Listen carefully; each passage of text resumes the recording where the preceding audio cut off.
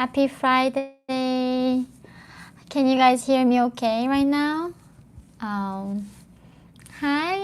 Hi everyone. Thank you for joining.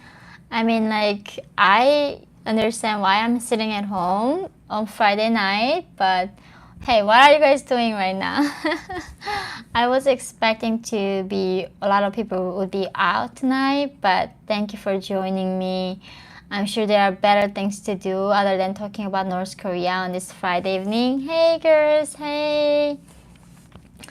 I decided to do this live, especially on Friday night. It's because the bizarreness of this news that just comes out of North Korea.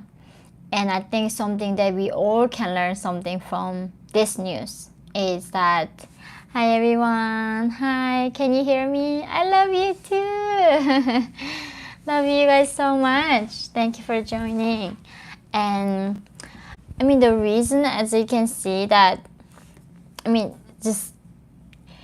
I've been talking about how the cannibalism has been spreading inside North Korea, and even Kim Jong-Un has not been shy from the admitting fact that North Korean people are starving. And he literally said to North Koreans that, eat less, to the starving people. Don't complain and eat less until 2025. And it can be as ridiculous as it can be, but it also really made me to be scared that how dumb governments can be. And 7 a.m. India, guys. I'm so sorry, but thank you for joining me this evening. I just don't even know where to begin. This is a happy time being in America. Happy Halloween. I had this a big steak tonight in the restaurant, and I was thinking about just reading this news, and I'm sure for you guys getting North Korean news, like hearing this about absurd things that dictator does, right? Like how on earth he tells his starving people eat less.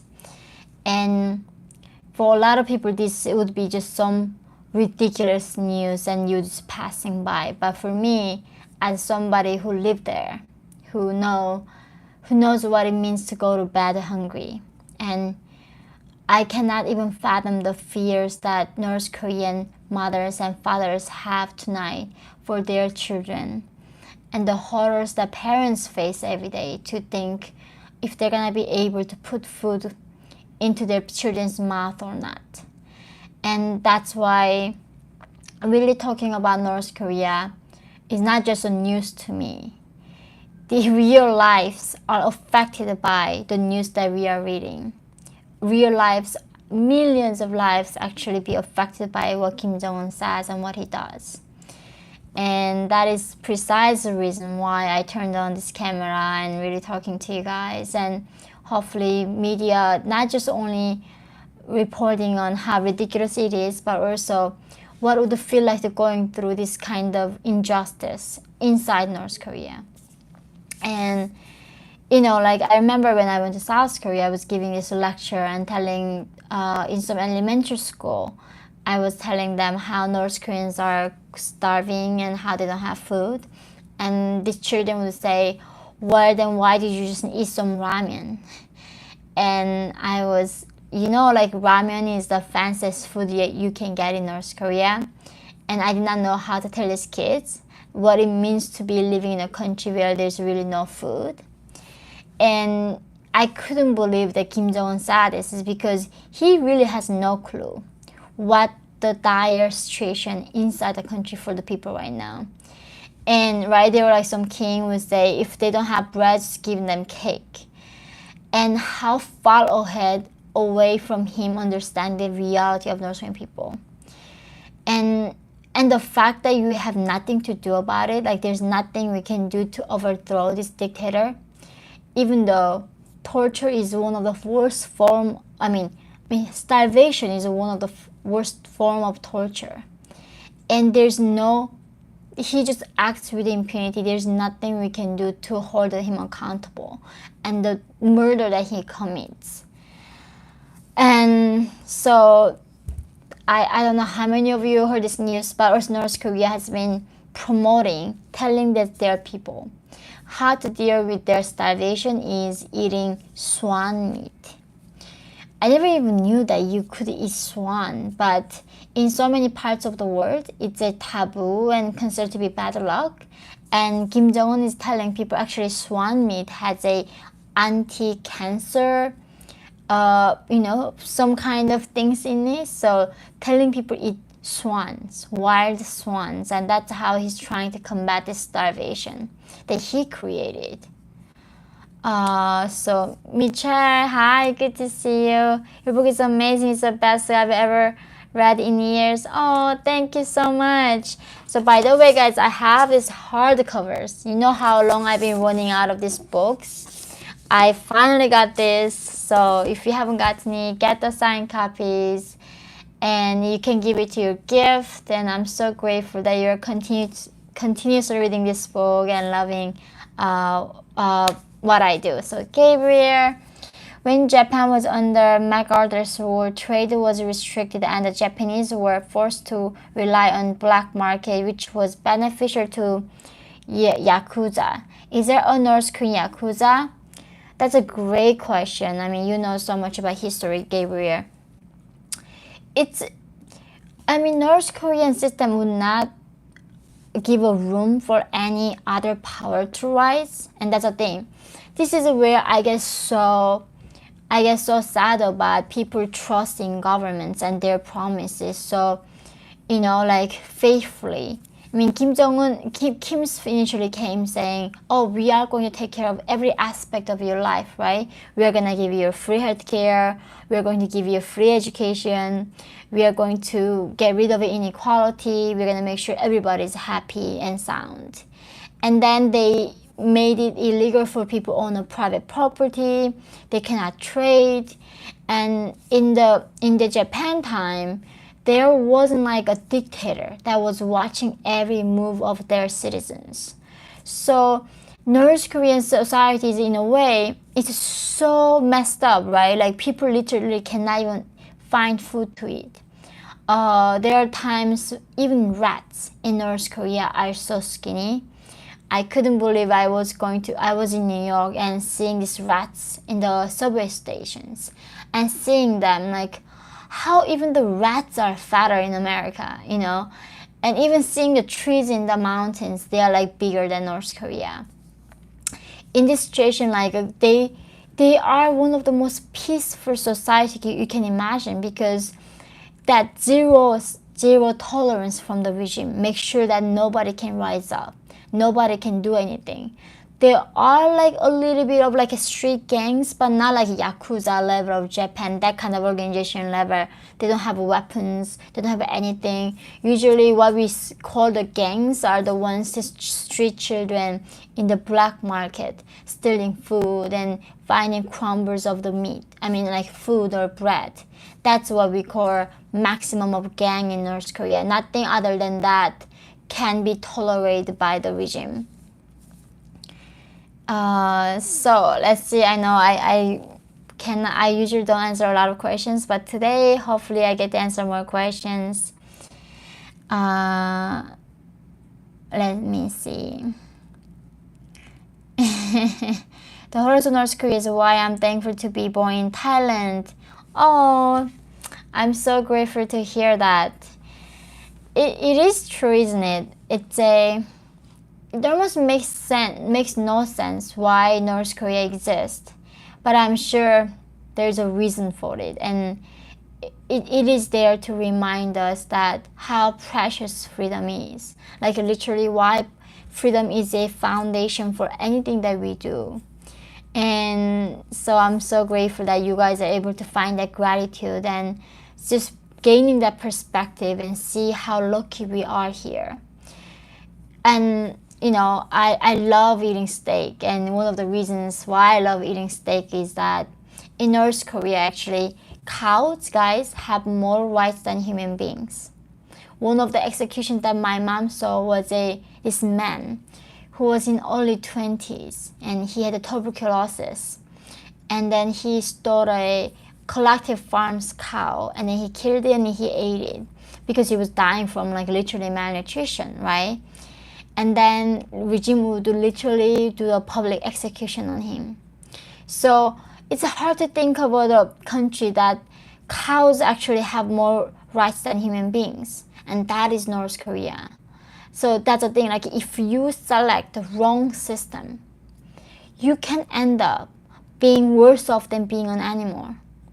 And the fact that this fact is not registering with a lot of people's minds, that's what I get so frustrated sometimes, that they do not understand. It's not because you're great. The system that you chose, that you support, that you preserve, giving you the rights that you deserve right now as a human being. If the founding fathers in America didn't declare that humans are made in the image of God, that they deserve dignity, they deserve rights, you would not have the rights. It's not because anybody is great here, but this country foundation was set up to respect human rights. And that's why I really want that we know what systems are good and what to preserve and what to fight for. So, Hannah, so here's a joke about socialism. How do you starve a socialist? Hide his stimulus check under his work boots. Thank you, me, for fighting this off right here. Oh my god, that's funny. So how do you starve a socialist? Hide his stimulus check under his work boots. Oh my god, that's funny. Yeah, this is like quite, being in America, living with this modernity, and tonight even I was thinking that not every invention is good, I think just the fact that like even AOC and says why do we have to work, and I've been reading this Tony Robbins book, Money Master's Game, or Money Master, latest book is about finance. I've been reading his book, and he talks about how when the social, our retirement fund was set up and social security set up, Americans' average life expectancy was actually 62 years old. Now with the modern technology, we're gonna live more than 100 years. And the idea of retirement is a very new thing. In no time in human history that we thought we could retire from work. Because in most of human history, we are suffering, we are starving, we are malnourished, we didn't have health care, right? And now, like, suddenly people are so adjusting quickly to this comfort, and the fact that like people like AOC, or they think they're talking about universal income, like, why are you? I just don't get this generation of these Americans are so entitled. Like, where the heck do you think getting that idea that you need the universal income coming from? Where? Who are paying for it? If the taxpayers are paying for it, why those people are responsible paying for you're not working? And so I'm gonna Kate up. So what do you think it will take to win the US off of China? I will answer that question. Thank you, Kate up. So this is why I am so like utterly shocked to see that this like snowflake generation of Americans, not all of them, but a lot of them, thinking they're entitled to free things from governments. Somehow they are entitled and to steal things from billionaires or millionaires, and then they don't need to work. And the fact that they are poor is not their problem, but because of their oppression they're carrying. And I just don't know. And to answer the K-Dub's question, how do we fight off with China?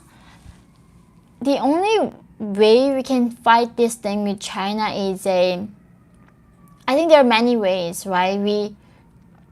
Current American administration are so, like, just Biden announced somebody, I'm not gonna name the person, who is gonna be in charge with the arms and nuclear weapons and weaponry and national security. she has a very deep hatred towards American history and America and white people. And then she has been very active on supporting North Korean regime. There are a lot of sympathizers of Kim regime. Believe it or not, guys, there are so many crazy psychopaths think that Kim Jong-un is great and North Korea is the future of humanity. And she's been very active on supporting those groups. And she just got appointed by Biden to solve North Korea's nuclear issue and national security challenge towards USA. And this is the thing, like we are seeing a revolution that is happening from our eyes. And it's so deep and so messed up and so systemic, and it's so deep, like I don't even know how we go reverse that. But the only thing is, any change coming from an individual decision, that you decide to educate yourself, you decide to educate your children, talk to your friends, talk to your family members, and choose the right thing to do, right? So as much as it feels like an impossible enemy that we are facing, but I do think individuals can always make that difference. And that faith in individuality, I think that's what these dictators and totalitarians and authoritarians are scared of the most, because individuals can achieve so much. And that's a power of individual. Like, look at Steve Jobs, look at like Bill Gates, look at, Edison, look at all these individuals, like found gravity, electricity. Governments didn't find them, like literally. Governments didn't discover like what airplane was, what a phone call was, none of that. Humans, individuals found those things. And the power of individual cannot be eliminated, that we cannot undervalue what that is. So that's why I love America, because this country was found the idea of individual liberty, give a dignity and power to individuals. And that's why it's so special. And in this point, even though it seems impossible that our enemies are so huge, that if we believe in individualism, if we empower individuals to do the right thing and stand up for justice, I do think that is the only way. I think whenever it feels like our problems look so huge and we can overcome it, we just have to go back to the foundation and square one. Why was that? Why was that founding fathers were so concerned about? They were so dearly defending. That was individual liberty. And I think this is where I am at right now, and just keep going back to that basic and believing in people like you guys. Like, one of us individually, we might not be able to do a lot of things, but when we come together as individuals and believe that we deserve dignity, right? I think that can be really huge. So, okay, so I'm missing so many questions. So this snowflake generation, oh my god, I just talked about that. So thanks for setting us straight, Yeonmi. So, no, you guys are awesome, and some people suck. I agree. So that Dana, so the Biden administration has turned me into a conservative. My college is pushing this anti-American and socialist agenda, and I'm losing hope. Thank you so much. I never thought I was a conservative in my life, and I am proud to say that I'm a conservative now, because conservatism, the fact that, guys, we need to tell us what we are is frustrating. Like, this is where I hate about this identity politics. Or, right, like at university, I couldn't believe, why are you a cisgender? Like, are you a gender fluid? Or are you a demi-girl, demi-boy? Whatever pronoun that you are identifying yourself, who cares, right? That should be a little part of who you are. And the fact that being a liberal left or conservative libertarian shouldn't be a thing, right? It should be, being a human should be more than those little things.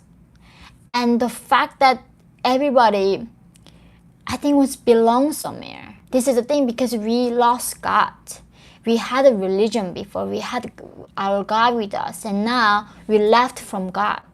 and we need to hold on to something. And now what people are holding on to is ideology of social justice, progressivism, or this like gender identity, whatever this thing is. People are clinging onto something, or being a conservative, being a liberal, being a anarchist, or being a left.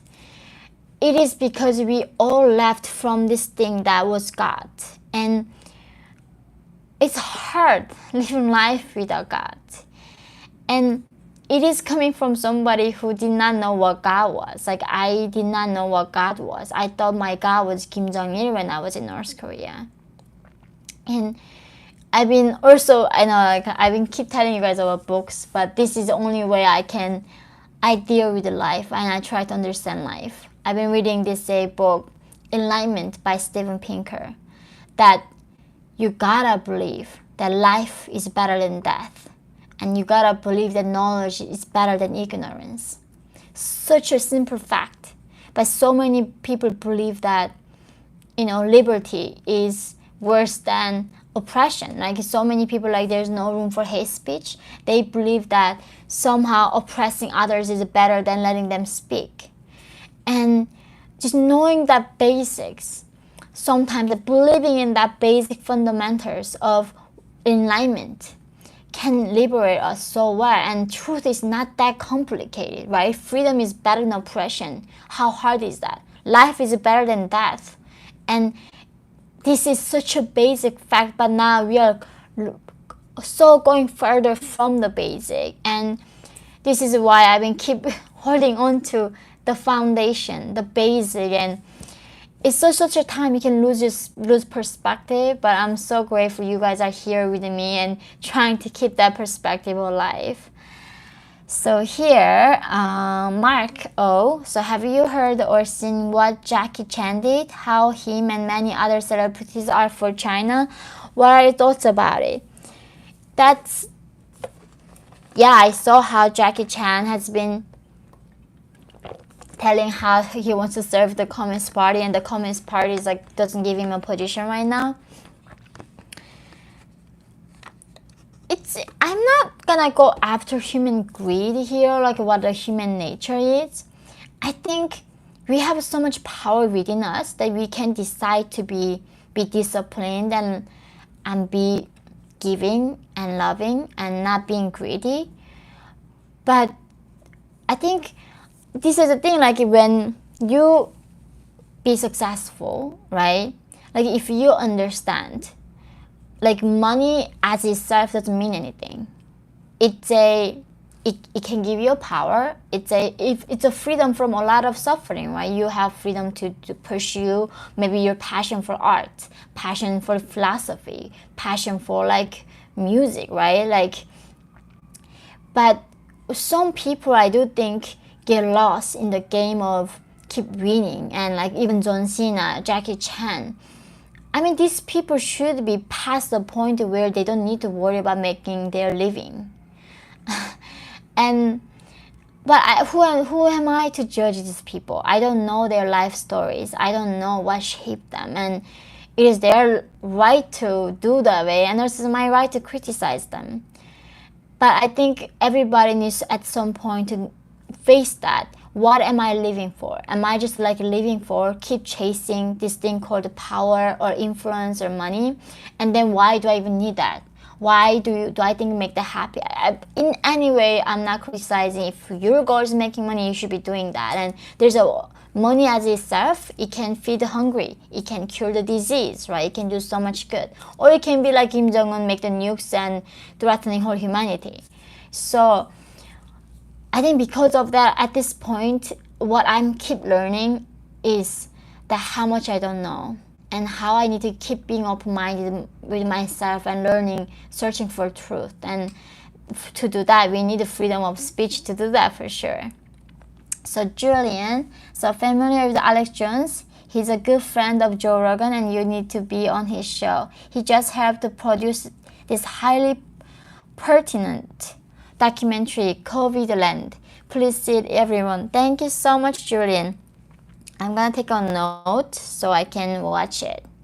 I have heard about Alex Jones, but of course, I mean, he's a highly controversial figure like me, and I assume why, right? I'm sure he's not afraid of telling what's on his mind. I'm sure he's not afraid of thinking out loud.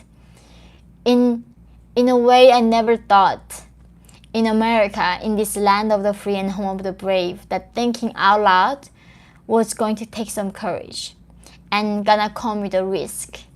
And it is. And there are people being so courageous and showing us examples how not to fear and how to stand up for what they deserve, which is freedom. Like everybody deserves freedom. And that is something we are entitled to because that's what God said, right? That's what the US Constitution said, that we deserve that basic human rights, which is called the freedom of speech. And seeing all these people, I don't know what his arguments are, but the fact that he is being penalized for him practicing his freedom of speech, that I do not stand for. And because so anyway, so SJSE, yeah. So Nazi has been so New Zealand, okay, NZ, New Zealand has been locked down for more than a month and changed its plans. What are your thoughts on 90% vaccinated population goal and thoughts on center left, centrist, and century right ideology? That's a lot of questions to unpack. At this point, guys, I was so hopeful that 2021 was going to be better, that we are going to be going back to normal and seeing that COVID is a real thing, and I don't even need to argue where it's coming from or whatever this thing is. It is at this point, it's like it should be your choice. And the people keep telling you, why are you endangering my life by going out to eat in the restaurant or not wearing masks? And if that's those people should stay at home, right? Why are they telling us what to do with our lives? And if I'm gonna take that risk, go out and work and eat at the restaurant, that should be my risk. But it's not anymore about up to us, guys. Even though we are individuals, it's not up to us. It's a government's decision. And this is so messed up. Like, it angers me, it frustrates me, it saddens me, and I just, the arrogance of these governments, they think they know better than us, and somehow we are their little children, that we have to obey them and listen to them, otherwise they punish us. This is what dictatorships do, right? This is what authoritarians do. In democracy, people should decide what is right for them. And life is a risk. Like getting in the car, driving your car is a risk.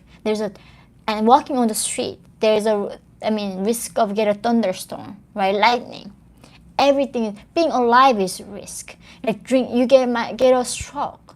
And the fact that government telling you because of this risk that you cannot do anything, and it's not up for me to decide what's good for me, and they're gonna decide it.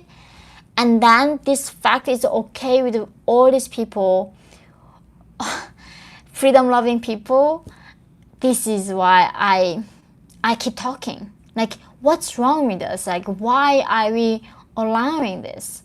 Like, we deserve better than this. Like, we are, like, nobody have a right to do that. It's not constitutional, and it doesn't matter you're left or right or conservative, whatever your spectrum you are in, it's up for me to decide what's good for me, right? That means being an individual. Like, nobody owns me.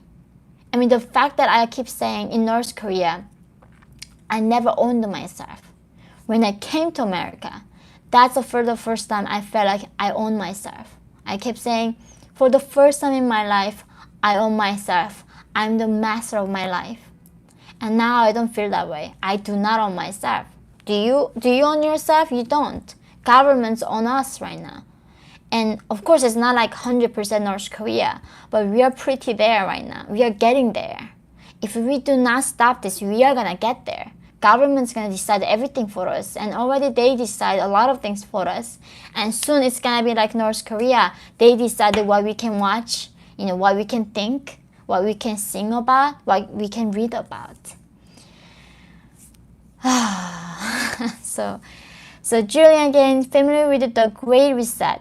Please look up A predictions for 2030 by the World Economic Forum proclaiming you will own nothing and be happy. Wow. You will own nothing and be happy? I can never be happy on nothing. I have been there. I have literally lived in a country where I owned nothing and I wasn't happy. I wasn't happy, guys. There's a beauty of owning a computer. There's a beauty of owning a phone. There's a beauty of owning a home. Like, there's a beauty of owning clothes. Like, it's not like I'm obsessed of owning material things, but it's up for me to own something. And just this. This is beyond anything that I can just think of right now. So anyway, guys, let's see what we can. It's a late night Friday. I'm not gonna trying to depress you too much. Let me answer 3 more questions. And thank you guys. You inspire me, guys. You do inspire me a lot, and you still. I'm sure like most of things that I say you disagree with, but the fact that you're okay that people can have opinions and it's okay for them to express and out loud. It's in this time of day, this is such a unique thing to do now. So Daniel, so Yeonmi, God bless you. Very thankful to see you live. You're such a treasure to the world, and thank you for all you do. Oh, thank you guys so for helping me and supporting me. It's so frustrating. I just made this video about a North Korean man escaping from Chinese prison, and of course, like YouTube like demonetizing it. And it's not this talking point is not about demonetization. This is what I am concerned about. So as a YouTuber, guys, you need a studio, you need the equipment, you need the electricity, you need the internet, you need the editor, you need time to make videos. Right? And if it's even the same for the news channel, writing the book. And if the YouTube, even now they saying, okay, so we are not blocking you, but we are just demonetizing you. But right now, I have my Patreons, I'll have you guys supporting me, I still can talk about it. But thinking about in a big scale, what this censorship gonna do? They are de-incentivizing people who are there putting resources and time and money into making these videos or contents and writing things and not rewarding them, then those contents are gonna go away. And the problem is that we are not exposed to all diversity of ideas. It's not anymore the marketplace of ideas anymore. And that is so not beneficial for anybody living in free society. Like, for us to make a decision, we need to hear as many different perspectives as much as we can. But they are not allowing that. And I think that's the thing. Even though this is an economic tool is so powerful, right? Hollywood, I really genuinely think, did not become on their own as this big it is. But the fact that how much funding they can get from CCP and China market is so huge, they are choosing to like being in the same bed with this like horrible government that committing a genocide, right? So this is why also our responsibility as a free individuals living in freedom, that to thinking that why nothing is free. This is something that very hard for me to understand after North Korea, because in North Korea they keep saying everything's free, right? Education is free, healthcare is free, housing is free, public food is free, everything is free. In real life, it took many years for me to understand why whenever somebody says it's free that I need to be so alarmed, because nothing is free. Like, how on earth is even a pencil can be a free? Somebody had to go there, plant a tree, cut the tree, process it. Like, nothing is free in this world. It's all coming from somebody's effort and labor and time and resources. And so I think because of that, whenever they say, oh, like everything should be free right now, this is why I know that we are going the path of the hell that North Korea is. And that's why we should never be deceived by people like keep telling you in an empathetic voice why everything should be free and you are not deserving what you deserve. So Julian said the fact that Alex Jones is demonetized by the establishment is a hell of a good sign. In fact, if you're not absolutely swarmed with enemies right now, you're doing something wrong. That's so funny. I agree actually. When I was targeted by Kim Jong-un, I was like wearing it as a badge of honor, right? Like I gotta be somehow effective. That's why Kim Jong-un is trying to kill me. And now the fact that I'm such an enemy of the work and the left and establishment, I'm thinking maybe I gotta be doing something right. So if you accounts getting banned, then you are on like Twitter jail or shadow banned like me, I know that you should be very, very proud. But though, guys, this is not enough, right? We cannot be just at this point keep talking about this. I do think we somehow need to come together and support the platform. And I've been supporting locals for that reason, because I mean they let you speak whatever you want and they promote freedom of speech. But I don't know if anybody can comment on this thing. If you know what Trump came up with social media, I would love to join and support it. It's just not personal. Like for me, it's like anybody that supports basic human rights. That is something we need to get on, and also we need to understand why it's not free. Like if there's a platform that we need to pay for, we should definitely absolutely pay for to be on it. Because when Facebook was free, when Google was free, when Instagram was free, look at what Instagram doing to our daughters, doing to our children's brain, like what doing it to our minds right now, right? It wasn't free. It's shortening our attention span. It's indoctrinating us, and it's making us all shallow, making all us upset and depressed and confused. I think that's why just the fact that we understand nothing is free is gonna help us a lot, and always having that critical thinking ability. It's so funny, like someone like from North Korea never even knew the word critical thinking. Talking about critical thinking in America, it's just so ridiculous right now. So Jay Rivers, so are having any events in Chicago? I would like you to autograph the hardcover copy of your book that I purchased. Also, thank you for what you do. Oh, thank you. Maybe I will do something in Chicago. Maybe not in Chicago, but in Illinois. Chicago is pretty liberal, so I don't think they will ever have me here. So Justin, thank you so much for your support. So guys, again, thank you for joining me on this Friday night. And you know, it was as ridiculous as what Kim Jong-un said, like eating less to the starving people. I just wanted to let you know, you can be one of those North Koreans someday. Your governments can tell you why you're starving, eat less, and like you don't complain, right? And then you have no platform to talk about it. Just imagine that. The fact that, like, I talked to a lot of philanthropists and asking them, can you support human rights? And they say, why do I have to support human rights? Right? There's so many people like, why do I have to fight for human rights? They usually say, why do I have to care? What does it get from me? And no animal activist, when they talk to the people, like, you need to give a support to the animal shelters, nobody says, why do I have to care? Just imagine a time in America when nobody's free, like North Korea's. Who's gonna fight for us? And if North Korea, when they're free and don't fight for us, we are doomed. And that's why I am trying to fight for the people who are not free right now. So when we are not free, because you can never guarantee the future. Even the Roman Empire fell after 500 years later, right? Nothing is forever. That's a good thing and also a bad thing. The fact that I'm hopeful for North Korea because nothing lasts forever. But you cannot also be so comfortable with America that this is gonna last.